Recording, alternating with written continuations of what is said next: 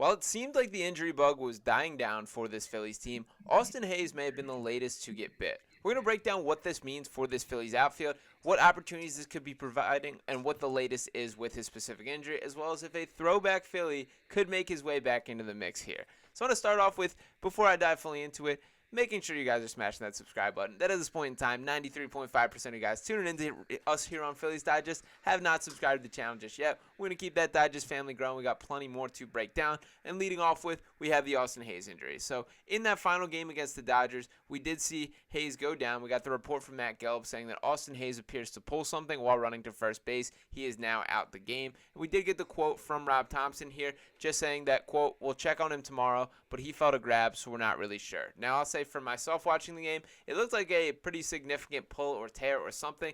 To me, my eyes thought it was going to be a long-term injury. We've not got that indication just yet, so not going to dive too deep into speculate. But what this does mean is there are innings to fill for this Phillies team. So, Luke, what's your initial reaction for how you think this impacts this Phillies outfield? Yeah, I mean, I would say Austin Hayes he's hit the ball pretty well since he came to Philly. I believe he started off his tenure here 0 for 11, but then since then, the last 7 games, he's hitting 308, last 15, 263. He's hitting the ball pretty well. It feels like he's given a spark. He's been hitting a bunch of doubles to the wall, which I mean, you can never complain about that. So yeah, I mean, definitely a bit of a hit to the outfield. Hopefully it's not anything crazy. I was surprised that there wasn't a move necessarily made today, which sort of leads me to believe that maybe he's not headed to the IL. It could just be like a thing that's for a few days. And if that's the case, that would obviously be ideal. But if he would have to go, I think the Phillies have options. There's a few down there, like you said. We can jump into a few of them, but they definitely have some sort of options. Yeah, for sure. And the guy at the top of the list who we saw step right in for Austin Hayes last night is, of course, Johan Rojas here. Yeah. That this is a guy who, obviously, these stats don't tell the story with him, that I do truly think that the game swung last night when Johan Rojas came to the game, just making things happen. And there is this presence that he has on the base path where it feels like pitchers are just terrified of the dude, that they get so, twitchy whenever Johan Rojas is behind him. That really is becoming endearing. And just to put this stat out here that we do have with this Phillies team, they are 37-11 when Johan Rojas scores a run this year. That's a .771 win percentage. That's pretty good right there. So I do think Rojas is going to be the guy that gets the first crack at it. I'll also add in Brandon Marsh, who of course is going to be kind of in the mix. I think they're probably both going to play. Marsh likely sliding to that left field spot at this point. But there's other names we got to get into as well. And a couple that I did want to throw in at you that I've seen a little bit of speculation. Some throwbacks here with Scott Kingery and Cody Clemens both entering the mix. So, Luke, I toss it to you. Are either of these realistic? Do you actually expect these guys to get an opportunity? Or are we kind of grasping at straws here? Yeah, I mean, it would have to be Cody. I think Okay. first. I don't think they're gonna do the Kingery thing. I just don't see it. It if they would have done it, I think they would have done it by now. The issue with Kingery is he's really just kind of an infielder now. All of his games this year have been played at either second or short. He hasn't played, or he's played one game in center field very early in the season. I think it might have been the first week of the Lehigh Valley season. And then as far as I think he hit like one game at the DH spot. So it's really it's mostly just a lot of infield for Kingery. Listen, not necessarily what the Phillies need. The Phillies have infielders. We know they have infielders, right? We have 4 really good ones out there. We have Edmundo Sosa. Weston Wilson can also play the infield. But the thing is with that is that Weston Wilson can also play the outfield.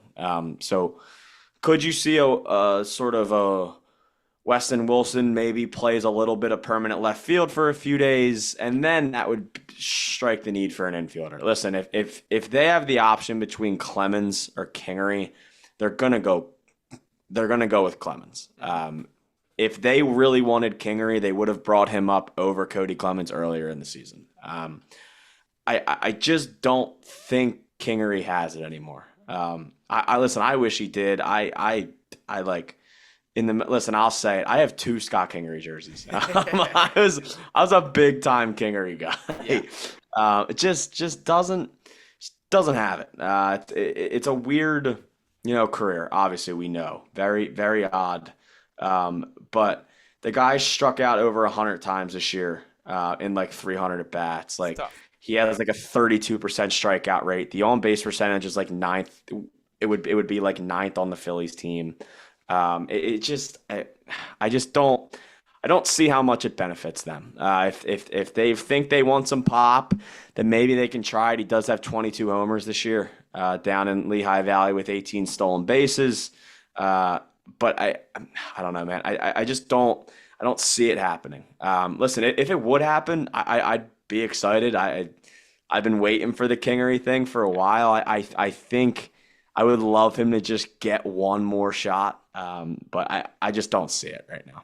Yeah, the Kingery thing's weird. That I kind of initially had him labeled as kind of one of these quadruple A type players that's too good for triple A, not quite good enough for the Yeah. majors. But then when you dive into the stats, they honestly don't look that great at triple A either. Now, to give a little bit of, I guess, optimism here, he had a stretch to end the month of July over his last 40 games where he hit 298 at the plate, a .873 OPS, and had 10 home runs over that stretch. It does feel like the power is still there with him, but it is strange to me that he has made this transition to the infield. I think, honestly, if we're talking from like a career perspective, that's a really bad move for Scott Kingery, who should be making himself as versatile as possible. And frankly, with this Phillies organization, that outfield is absolutely your best bet when you look at who the lineup of the infield is, particularly this year. I mean, literally 3 guys that started in the All-Star game are filling the infield. So I don't know really what the mindset was there. Maybe it was more of an injury thing or something on his end. I honestly don't know the answer to that. But I think that takes him out of a running a decent bit. And the Cody Clemens stuff is interesting to me. I think the bottom line is, like, I would rather Johan Rojas just work through this. That I think you commit Yeah. to that guy being the everyday center fielder, to the dude that is still going to get better at his plate approach. He just makes things happen in a way that I'm ready to, like, iron in as a Johan Rojas guy, and I'm ready to live and die with the things that he does well and the things that he doesn't. Yeah, so the thing is like whoever they will call up if Hayes goes on the IL, like they're not going to jump in and be a starter, right? Like until Hayes is healthy again, your two main starters are going to be Rojas and Marsh. Obviously, like tonight, Weston Wilson's in the lineup against the lefty. Jordan Montgomery has a really hard time against righties, so that's kind of the reason there. But on your normal nights, it's until Hayes gets back, it's going to be a lot of Marsh and left, Rojas and center, which is what it should be. I mean, that's what it was early in the season when the Phillies were at their best.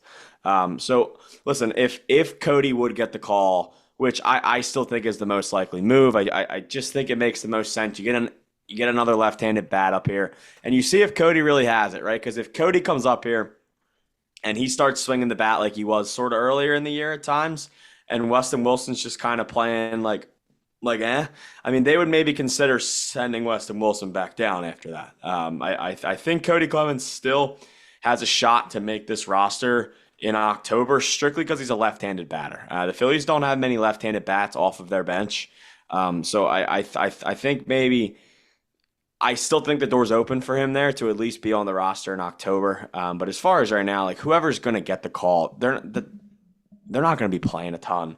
Like they're going to kind of fill into the bench thing while Rojas will really move back into the lineup every day. Yeah, I think that's fair, and ultimately, I think we should look at it as good news that we haven't seen Austin Hayes being rushed to the IL yet. Again, as I mentioned, Exactly. when I first saw it, I thought this was, I wouldn't say a long-term, but at least a couple-week thing that he was going to have to deal with. So glad that is not the case. That hamstrings are always weird, but ultimately we'll stay tuned for some updates from there. But I think that's going to do it for us today. One more time, make sure you guys are smashing that subscribe button. 93.5% of you guys have not hit that button just yet. There's a lot more Phillies breakdown to get into between me and Luke here as the season continues on. So smash that button, drop a like on this video, and any comments you have below, and we'll talk with you next time right here on Phillies Digest. Peace.